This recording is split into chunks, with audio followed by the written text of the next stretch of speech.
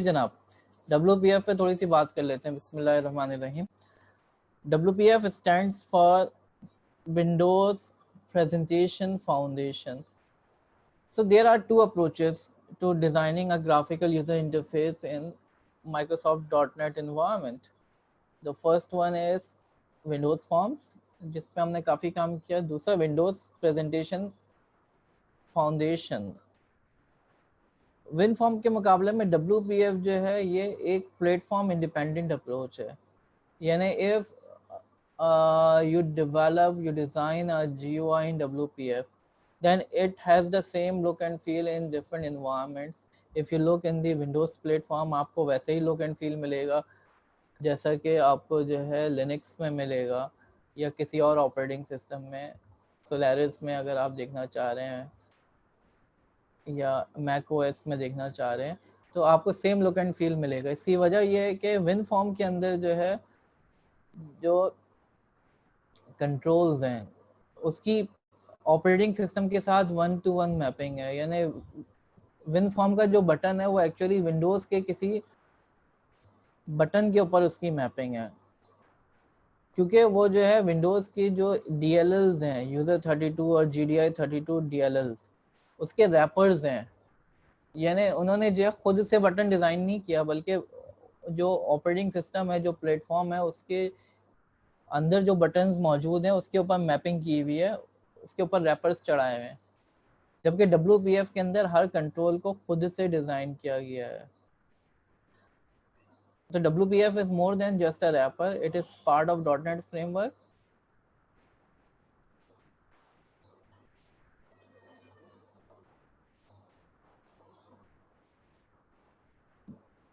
तो WinForm is a native approach, WPF native approach नहीं है. WinForm एक native approach है जो कि WinForm के अंदर जो है जो प्लेटफॉर्म है, जैसे विंडोज़ है तो Win32 की जो DLLs हैं उसके ऊपर रैपर चढ़ाया हुआ है.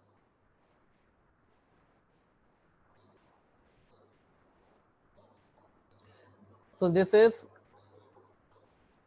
the framework of WPF, जिसमें जो है आपके पास एट द बॉटम कर्नल है जिसके ऊपर उन्होंने यूज़र 32, डायरेक्ट-एक्स, मिल-कोर, CLR है उसके ऊपर प्रेजेंटेशन कोर है, उसके ऊपर प्रेजेंटेशन फ्रेमवर्क्स हैं. तो ये प्रेजेंटेशन कोर जो है ये .NET में खुद डिज़ाइन किया गया है. तो ये डायरेक्ट-एक्स पे भी चल सकता है, यूज़र 32 के ऊपर भी चल सकता है.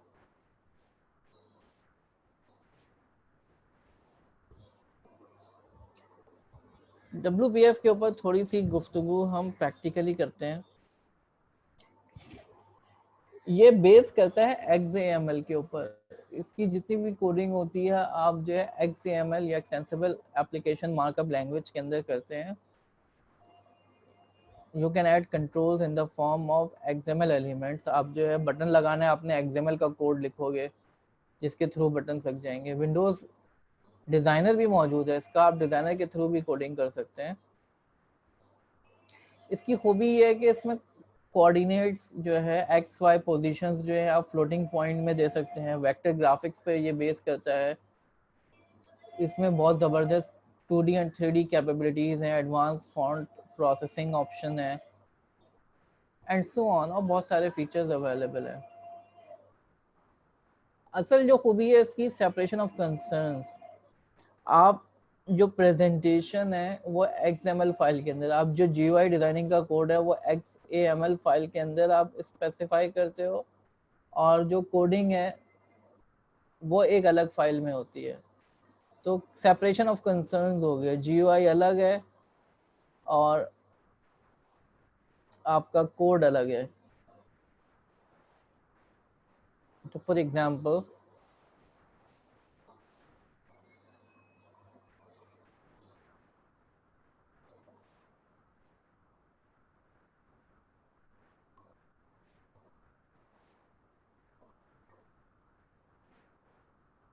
मैंने एक WPF का प्रोजेक्ट रन किया. अब ये प्रोजेक्ट लोड हो रहा है. अब ये जो प्रोजेक्ट है इसके XAML फाइल नीचे शो हो रही है. तो आपने जो है विंडोज़ के टैग के अंदर सारी चीज़ें लिखनी है, ठीक है। तो मैं बटन लगाना चाहूँ, मैं बटन खुद भी लगा सकता हूँ, मैं यहाँ से डिज़ाइनर से जो है बटन लोड कर सकता हूँ।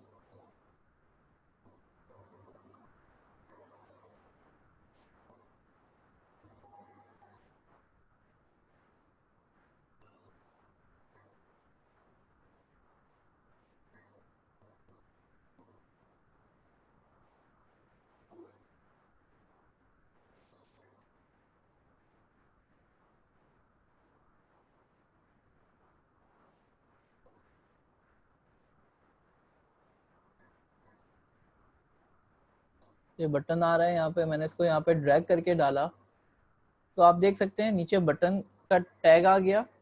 कंटेंट यानी जो बटन के ऊपर लिखा हुआ आएगा, मिसाल के तौर पर मैं लिखता हूँ ओके, ओके का बटन बन गया। Horizontal alignment, margin, vertical alignment and different options. तो जिस तरीके से विन फॉर्म के अंदर डिफरेंट हमारे पास कंट्रोल्स हैं, चेक बॉक्सेस हो गया, ड्रॉप डाउन लिस्ट हो गई एंड ग्रिड व्यू हो गया, लिस्ट बॉक्स हो गया, ये तमाम कंट्रोल्स WPF के अंदर भी मौजूद हैं, ठीक है। बटन के ऊपर क्लिक का आपको जो है कोड लिखना है, डबल क्लिक करें बटन के ऊपर, ऑन क्लिक पे आपने क्या करना है आप यहाँ पे लिख सकते हो। तो मिसाल के तौर पर मैं टेक्स्ट बॉक्स पे लिखा हुआ दिखा देता हूँ, बटन क्लिक के ऊपर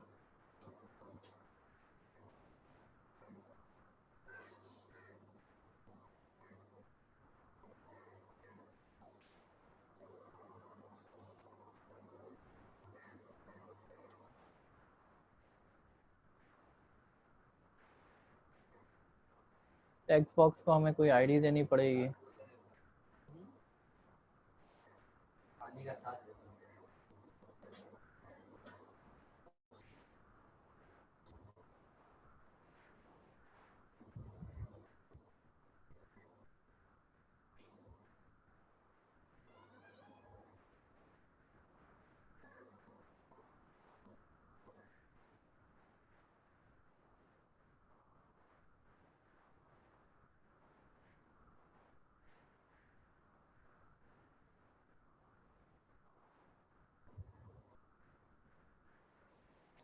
टेक्स्ट बॉक्स 1 में जो है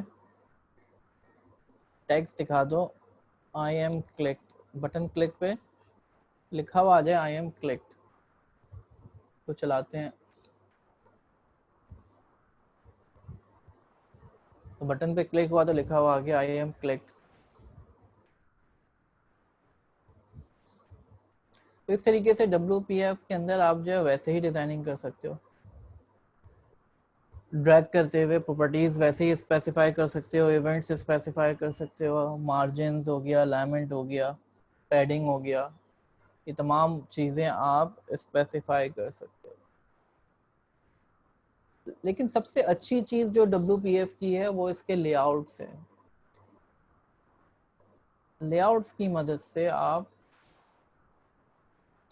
GUI डिज़ाइनिंग कर सकते हो, जो कि एक प्लेटफॉर्म इंडिपेंडेंट अप्रोच प्रोवाइड करता है। अगर आपके पास रेजोल्यूशन चेंज भी होती है तो रेजोल्यूशन चेंज होने पे जो है GUI जो है अपने आप को एडजस्ट कर लेता है। ज़्यादा साइज मिलता है तो GUI अपने आप को एडजस्ट कर लेता है। अदरवाइज आप जो है एक फिक्स्ड लेआउट आप इस्तेमाल कर रहे हो और एब्सोल्यूट पोजीशनिंग कर रहे हो, तो अगर आपको जो है GUI को ज़्यादा स्पेस भी मिल रही है तो वो उसको इस्तेमाल नहीं कर पा रहा है। अगर आप लेआउट इस्तेमाल कर रहे हैं तो आप के GUI कंट्रोल्स अपने आप को एडजस्ट कर सकते हैं। तो मुख्तलिफ तरह के लेआउट्स हैं, जिसमें कैनवस लेआउट है।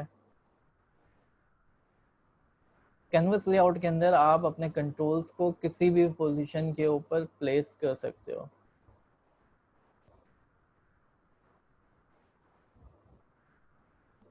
आप जो है ड्रैग एंड ड्रॉप करके किसी भी कंट्रोल को किसी भी पोजीशन पे डाल सकते हो। तो ये सिंपलेस्ट लेआउट है। डॉग पैनल, डॉग पैनल पे रहते हुए आप अपने कंट्रोल को जो है स्पेसिफाई करते हो कि या तो वो लेफ्ट पे डॉक हो जाए, राइट पे डॉक हो जाए, टॉप पे डॉक हो जाए, बॉटम पे डॉक हो जाए। देन ग्रिड लेआउट है। ग्रिड्स की फॉर्म में जो है रोज एंड कॉलम्स की फॉर्म में आप अपने कंट्रोल को पोजीशन करते हो। फिर स्टैक पैनल है। स्टैक पैनल में एक सीक्वेंस में आपके कंट्रोल्स या तो फ्रॉम लेफ्ट टू राइट या from top to bottom arrange होते हैं। And then finally wrap panel. Wrap panel में भी लेफ्ट से राइट या हॉरिजॉन्टल से वर्टिकली जो है ऊपर से नीचे, टॉप टू बॉटम जो है कंट्रोल्स आ रहे होते हैं स्टैक पैनल की तरह। लेकिन जो है अगर एक रॉ फिल हो जाती है या एक कॉलम फिल हो जाता है तो दूसरी कॉलम में रैप हो जाते हैं। तो सबसे पहले हम स्टैक पैनल को देखते हैं। सिंपलेस्ट लेआउट है जिसमें कंट्रोल्स जो है या तो लेफ्ट टू राइट या हॉरिजॉन्टल से वर्टिकल अरेंज होते हैं। तो मिसाल के तौर पर हमारे पास ये विंडो है, विंडो के अंदर एक ग्रिड लगा हुआ है। हम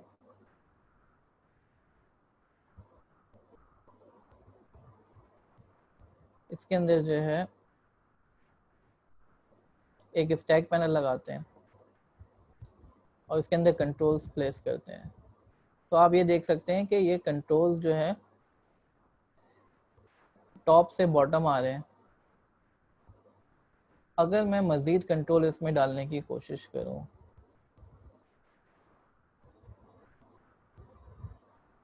तो आप ये देख सकते हैं कि 3 कंट्रोल मैंने डाले, बटन 3 डाल दिए हैं तो ये टॉप से बॉटम आ गए। लेकिन चौथा कंट्रोल जो टेक्स्ट बॉक्स का, क्योंकि जगह नहीं है, मार्जिन मैंने ज़्यादा दिए हुए, तो ये कंट्रोल गायब हो गया। ठीक है, अगर मैं इसको हटा दे रहा हूँ तो चौथा कंट्रोल जो था टेक्स्ट बॉक्स का वो शो हो रहा है। मैंने यहाँ पे मार्जिन स्पेसिफाई किया हुआ है, इस वजह से जो है ये इनके बीच में स्पेसेस आ रहे हैं। मार्जिन मैं कम कर देता हूँ।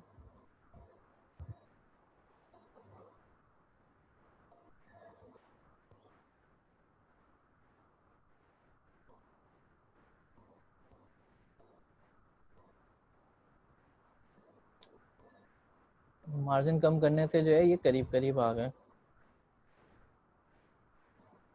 ठीक है, लेफ्ट मार्जिन, राइट मार्जिन, ये सारी चीज़ें स्पेसिफाई की हुई हैं। अब ये करीब करीब आ गए। अब मैं अगर एक और कंट्रोल लगाने की कोशिश करता हूँ तो वो भी शो हो जाएगा।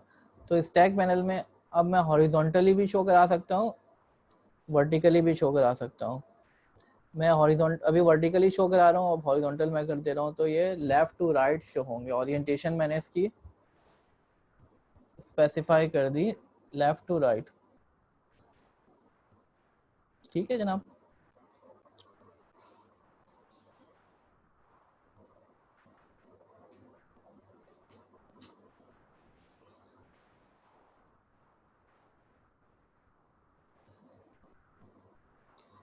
तो स्टैक पैनल में कुछ इस तरीके से है कि अगर कंट्रोल्स जो है उनको जगह नहीं मिलती तो वो गायब हो जाएंगे।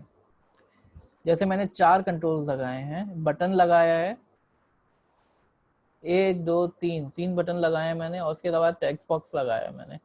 लेकिन टेक्स्ट बॉक्स जो है उसको जगह नहीं मिल रही है तो वो गायब हो गया। अगर इसकी जगह मैं रैप पैनल इस्तेमाल करूं तो अगर इसको जगह नहीं मिलेगी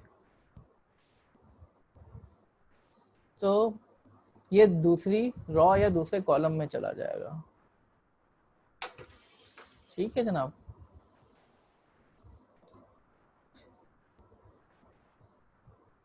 अब रैप पैनल में भी मैं ओरिएंटेशन सेट कर सकता हूँ। वर्टिकल ओरिएंटेशन मैंने सेट की है, वर्टिकली आ रहे हैं ये। लेकिन अगर मैं चौथा बटन लगाऊंगा तो चौथा बटन जो है नहीं आ पाएगा, तो वो सेकंड कॉलम में चला गया। ओरिएंटेशन में अगर हॉरिजॉन्टल कर दे रहा हूँ तो एक रॉ में नहीं आ रही है तो दूसरी रॉ के अंदर चलेगा। तो this is the wrap panel. Wrap panel में अगर आपको जगह नहीं मिलती तो ये दूसरी रॉ या दूसरी कॉलम में मूव कर जाता है। राइट स्टूडेंट्स, तो हमने रैप पैनल भी देख लिया।